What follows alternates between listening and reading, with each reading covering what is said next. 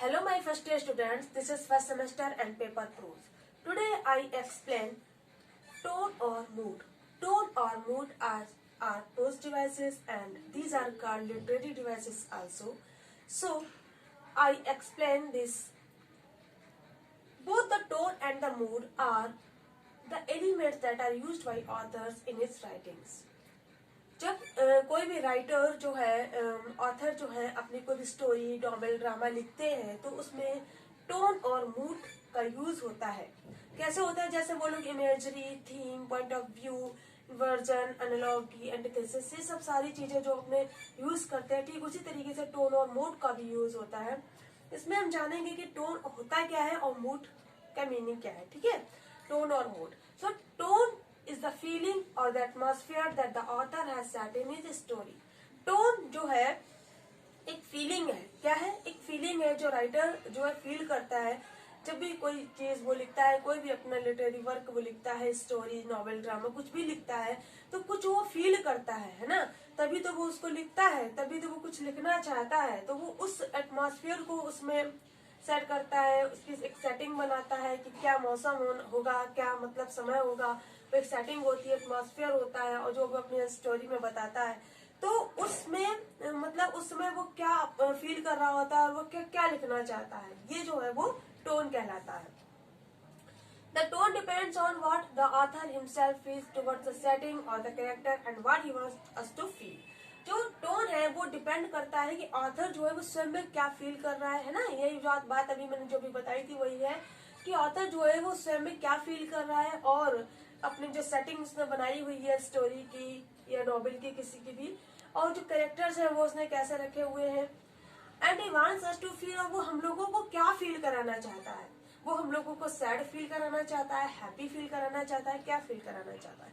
जैसे कि हम लोग कोई मूवी वगैरह देखते हैं तो उसमें जो एक्टर्स हैं वो हम लोगों को फील कराते हैं ना अपनी एक्टिंग से। अगर वो कॉमेडी करते हैं तो हम लोग हंसते हैं, हम लोग को हैप्पी फील होता है ना।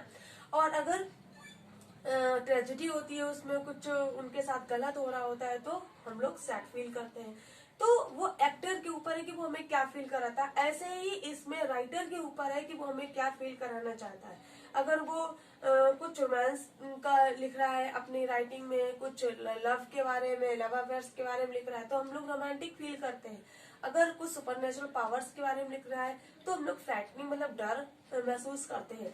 ठीक है, और अगर उसने कॉमेडी कुछ बना के रखी हुई है, मतलब लिखा हुआ है तो हम लोग चेयरफुल हैप्पीनेस फील करते हैं। ठीक है, तो ये राइटर के ऊपर डिपेंड करता है इसकी टोन क्या है, और मूड उसे कहते हैं जो रीडर फील करता है। ठीक है, रीडर जो है, the mood is the feeling और the atmosphere that the reader gets when he is reading the story. जब रीडर स्टोरी को पढ़ता है, जैसे हम और आप, तो हमारे ऊपर डिपेंड करता है, उस स्टोरी ऊपर डिपेंड करता है कि वो किस टाइप की स्टोरी है, उससे हमें क्या फील हो रहा है ना।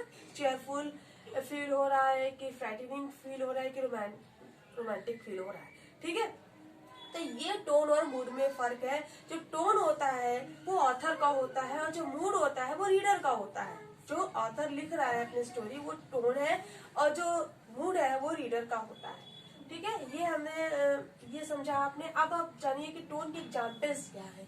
टोन के एग्जाम्पल्स है, number 1 cynical, sympathetic, approving, sarcastic, objective.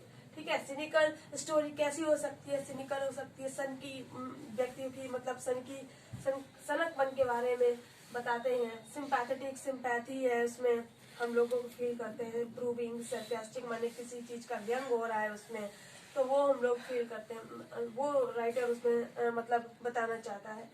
और मूड के एग्जाम्पल क्या है कि उस स्टोरी के पढ़ के हमें क्या फील हो रहा है, चेयरफुल, फ्राइटनिंग, रोमांटिक या एडलिंग। ठीक है, किस टाइप का हमें फील हो रहा है, ये इमोशंस होते हैं। मूड जो है वो इमोशंस होता है और जो टोन होती है वो फीलिंग्स होती है राइटर की। How to find mood? Mood को हम लोग कैसे पहचानेंगे कि mood is emotions that you मतलब रीडर द फील।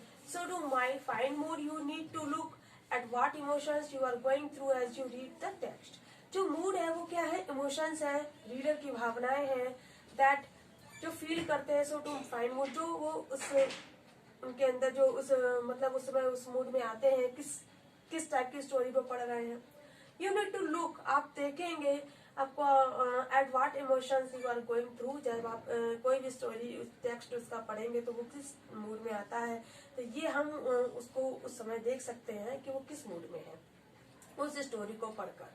ठीक है, तो ये टोन के एग्जाम्पल्स हैं, वो मूड के एग्जाम्पल्स हैं जो बहुत इजीली है, जो हम आप डेली मतलब देखते हैं। और ये मैंने ये हाउ टू फाइंड टोन, और टोन को हम कैसे पहचानेंगे। जब राइटर कोई स्टोरी लिखता है तो उसमें कैरेक्टर्स होते हैं, है ना, कोई सबके अपने अपने नाम होते हैं, कोई कुछ बनता है, कोई विलन, कोई हीरो, कोई हीरोइन, कोई सिस्टर ब्रदर, है ना, मदर फादर, सभी उसमें रिलेटिव्स भी बनाए जाते हैं। तो उनकी क्या अंडरस्टैंडिंग है, वो क्या डायलॉग है उनके बीच में, किस टाइप के डायलॉग है। तो डायलॉग जो है वो अगर लड़ाई झगड़े वाले हैं तो वो टोन हमें दिखाई पड़ती है, डरावने हैं तो वो टोन हमें समझ में आती है। तो उनकी बातचीत से हमें उस टोन का पता चलता है। डिस्क्रिप्शंस क्या बेहद है एज ऑथर्स, डिक्शन ऑफ, जो ऑथर है उसने जो ये स्टोरी लिखी उसमें वर्ड्स का कैसा यूज किया है ना, बहुत ज्यादा इडियम्स यूज किए हैं, कि सिंपल लैंग्वेज है, कि कैसी लैंग्वेज है, कि सरकास्टिक लैंग्वेज है, उसकी लैंग्वेज कैसी है, उसको हमें मतलब पढ़कर हम समझते हैं कि उसकी टोन क्या है। और बाकी जो थीम होती है उसमें तो सारी चीजें होती ही हैं, plot, characterization, technique and structure, है ना, पूरा जब सब कुछ होता है तब जाके मिलकर एक कहानी बनती है। उस कहानी के अंदर हम एक टोन और मूड को भी देखते हैं, जो राइटर का होता है, और मूड जो होता है वो रीडर का होता है। एक छोटा सा पिक्चर है जिससे हम आपको समझा रहे हैं बहुत इजिली, कि ये पिक्चर है, ये जो इसका माइंड है ये किसका है, ये ऑथर का है, जो अपने माइंड से ऑथर अपनी राइटिंग मतलब अपना कोई भी लिटरेरी वर्क लिखता है। और ये हार्ट जो है वो कहाँ पे जा रहा है, रीडर जब उस स्टोरी को पढ़ता है तो वो कैसा महसूस करता है अपने मन में, है ना, कैसी उसके अंदर फीलिंग है, कैसे इमोशंस आते हैं। तो फीलिंग ऑथर और रीडर्स इमोशंस। ठीक है, तो ये टोन और मूड में फर्क है। Tone is the feeling of author और mood is the emotions of reader. तो ये टोन और मूड के मैंने आप लोगों को डिस्क्राइब किया है। Thank you.